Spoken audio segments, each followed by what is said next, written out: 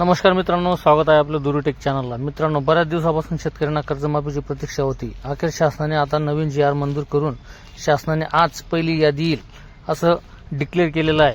परंतु शेतकऱ्यांच्या मनात शंका, निकष आणि अटी शर्ती काय याच्या बाबतीत मोठा संभ्रम आहे।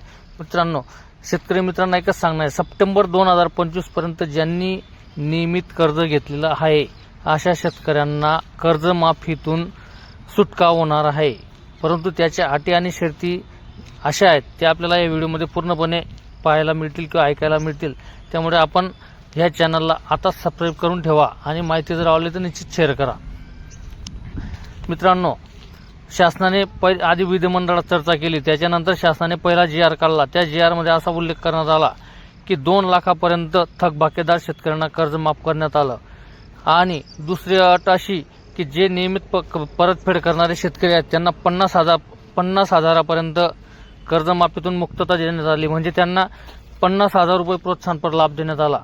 परंतु मित्रांनो, याच्यावर बऱ्याच शेतकरी नेत्यांनी, बऱ्याच विरोधी पक्षांनी किंवा सत्ताधारी आमदारांनी आंदोलने केली किंवा निवेदने दिली। याच्यानंतर शासनाने याच्यामध्ये बदल करत निकषामध्ये बदल करत प्रोत्साहनपर लाभ जो आपल्याला 50,000पर्यंत मिळणार होता, समजून घ्या, ज्याने 60-70 हजार रुपये पीक कर्ज घेतलेला आहे तर त्याला 50,000 रुपयापर्यंतच प्रोत्साहनपर लाभ मिळणार होता। परंतु शासनाने या निकषामध्ये बदल करत नवीन जी.आर काढला आणि त्याच्यामध्ये असा उल्लेख करण्यात आला की ज्या शेतकऱ्यांनी 50,000च्या वरती म्हणजे 2 लाखापर्यंत नियमित कर्ज भरलेलं असेल त्यांना सुद्धा या योजनेमध्ये समाविष्ट करण्यात आलं। आणि दुसरी अट 26-27 मध्ये कर्ज भरण्याची जी अट होती त्या अटीतून वगळण्यात आलं, म्हणजे जो 26-27ला हे नियमित कर्ज भरेल त्यांनाच नियमित लाभ मिळणार होता, परंतु तो लाभाची अट सुद्धा त्याच्यामधून शिथिल करण्यात आलेली आहे।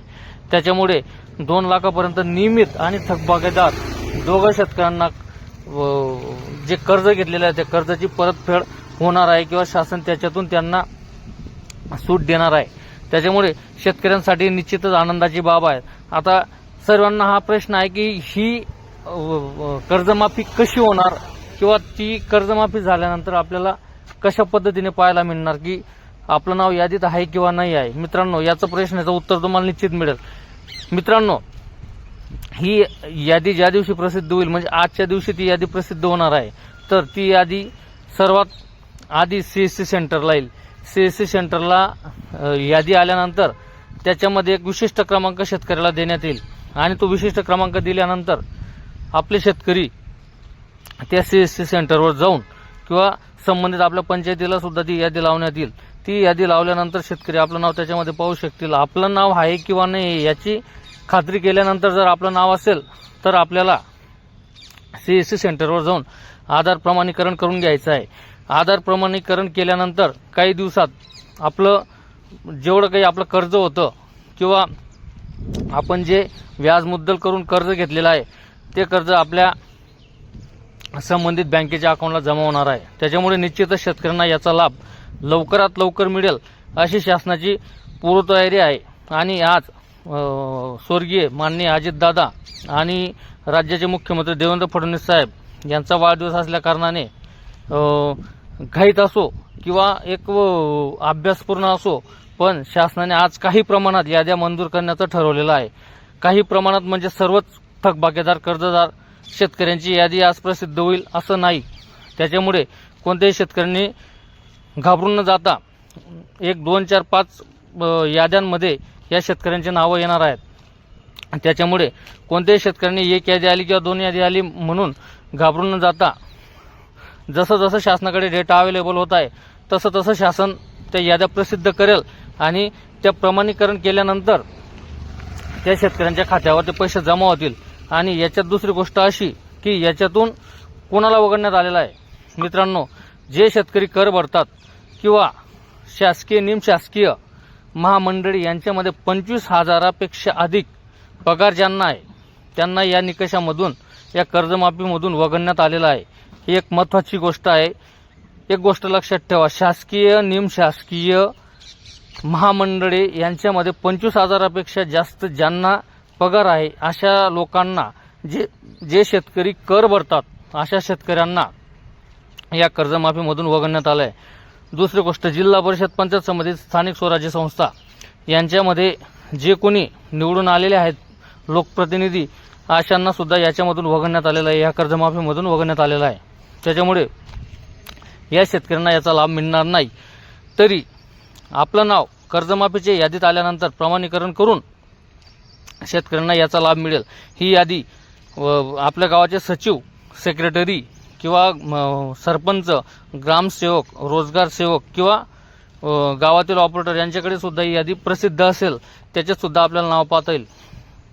शेतकरी बांधवांना एकच विनंती आहे, आपलं नाव आल्यानंतर आपल्याला आधार प्रमाणीकरण करून घ्यायचं आहे. आधार प्रमाणीकरण झाल्यानंतर शासन ठरवेल त्या दिवशी किंवा शासन ज्या दिवशी खात्यावर कर्ज रक्कम वर्ग करेल त्या दिवशी आपल्या खात्यावर ही रक्कम जमा होईल. त्याच्यामुळे शेतकऱ्यांनी कोणतीही काळजी करण्याचं कारण नाही. एकदम सुटसुटीत पद्धतीने शासन कर्जमाफीची प्रक्रिया राबवण्यामध्ये आहे. सर्वच डाटा कर्जमाफीमध्ये आधीच शासन चेक करून घेत आहे की याच्यामध्ये ज्या अटी आणि शर्ती टाकलेल्या आहेत याच्या बाहेर कोणत्याही शेतकऱ्याला कर्ज माफ होता कामा नये. त्याच्यामुळे त्या प्रक्रियेला थोडा वेळ जातोय. प्रत्येक शेतकऱ्याच्या डोक्यात ही शंका होती की कर्जमाफी कधी होईल आणि कर्जमाफीमधून आपली सुटका कशी होईल. तर ही जी प्रक्रिया होती ती प्रक्रिया आजपासून सुरू करण्यात आलेली आहे आणि आज पहिली यादी प्रसिद्ध होणार आहे. त्याच्यामुळे त्या पहिली यादीमध्ये ज्या शेतकऱ्यांचं नाव येईल त्यांचं तर अभिनंदनच आहे, परंतु जे शेतकरी थकबाकीदार आहेत किंवा नियमित कर्जफेड परतफेड करणारे आहेत त्यांचे सुद्धा नाव यांच्यामध्ये येणार आहेत. त्याच्यामुळे कोणत्याही शेतकऱ्याने एक यादी आली किंवा दुसरी यादी आली म्हणून आपलं नाव आलं नाही किंवा नाव येणार नाही अशा शंका मनामध्ये घेऊ नये.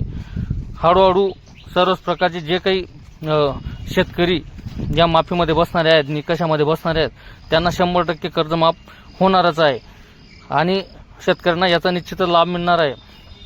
नैसर्गिक आपत्ती असो, दुष्काळ असो, नेहमी शेतकरी संकटामध्ये सापडतो. तर त्या संकटामध्ये थोड्याफार प्रमाणात का असेना परंतु कर्जमाफीमुळे शेतकऱ्यांना निश्चित लाभ मिळणार आहे. मित्रांनो, अशा नवीन नवीन प्रकारची माहिती तुम्हाला माझ्या चॅनलवर रोज पाहायला मिळेल.